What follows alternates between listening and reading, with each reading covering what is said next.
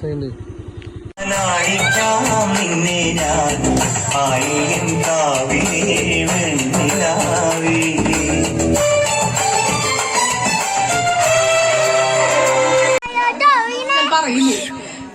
നമ്മുടെ അഭിലാഷിന്റെ കല്യാണ തലേന്നാണ്.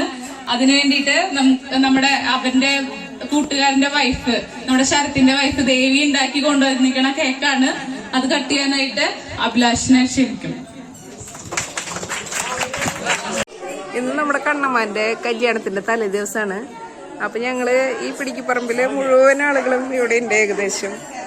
അപ്പൊ കണ്ണമ്മൻ എന്ന് പറഞ്ഞാൽ എല്ലാവരുടെയും പ്രിയപ്പെട്ട ആളാണ്. അപ്പൊ നമ്മൾക്ക് കൂടുതൽ വിശേഷങ്ങളുമായി കണ്ടുമുട്ടാം.